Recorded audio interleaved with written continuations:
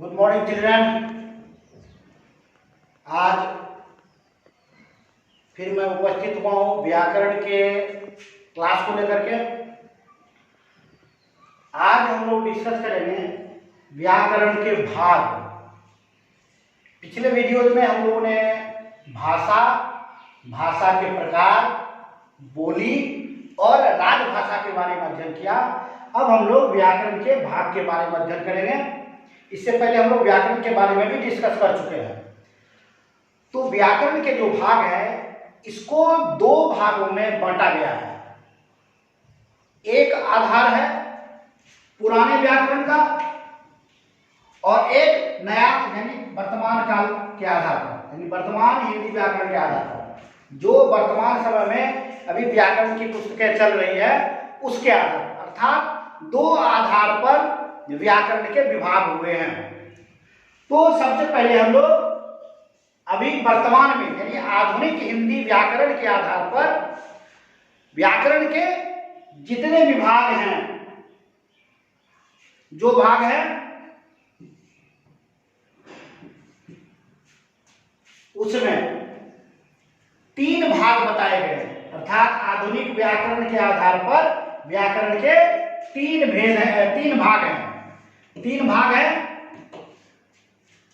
पहला है वर्ण विचार, दूसरा शब्द विचार और तीसरा वाक्य विचार। आधुनिक हिंदी व्याकरण के आधार पर व्याकरण के तीन भाग हैं। पहला वर्ण विचार, दूसरा शब्द विचार और तीसरा वाक्य विचार।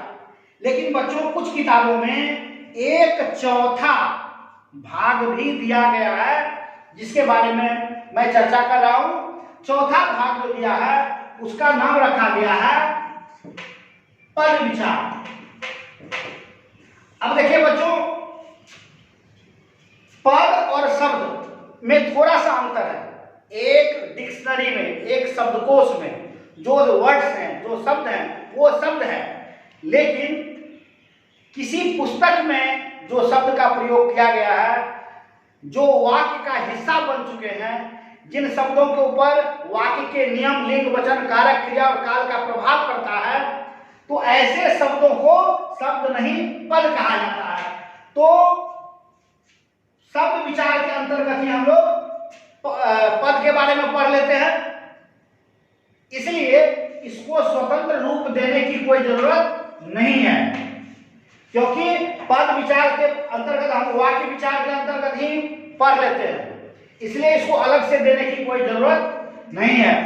तो सारे विद्वानों का मत यही है कि आधुनिक हिंदी व्याकरण के आधार पर व्याकरण के तीन विभाग हैं, वर्ण विचार, शब्द विचार और वाक्य विचार।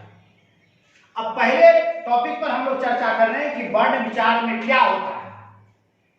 तो बच्चों, वर्ण विचार के अंतर्गत, जैसा कि नाम है वर्ण और विचार, यानी इसमें वर्ण के ऊपर विचार किया जाता है।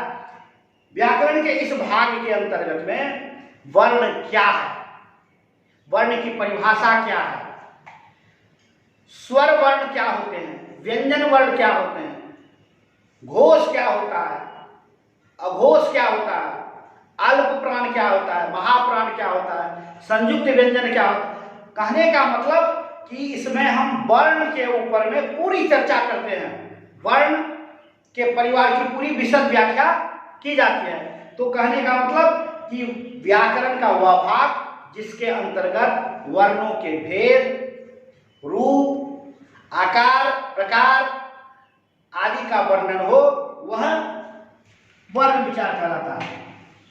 अर्थात व्याकरण की वह शाखा जिसके अंतर्गत हम लोग वर्णों के बारे में पढ़ते हैं, वर्ण विचार कहलाता है। दूसरा है शब्द विचार। व्याकरण की यह भी एक शाखा है और इस शाखा के अंतर्गत हम लोग शब्द, शब्द की बनावट, शब्द की परिभाषा, शब्द के प्रकार, शब्द के प्रयोग आदि के बारे में अध्ययन करते हैं। तीसरा वाक्य विचार।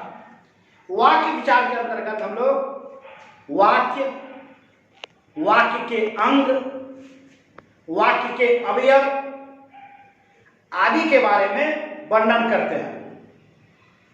तो इस प्रकार हम लोगों ने देखा कि आधुनिक हिंदी व्याकरण के आधार पर व्याकरण के 3 भाग होते हैं, वर्ण विचार, शब्द विचार और वाक्य विचार। अब हम लोग पुराने व्याकरण के आधार पर अगले वीडियो में पढ़ेंगे। तब तक के लिए बाय बाय।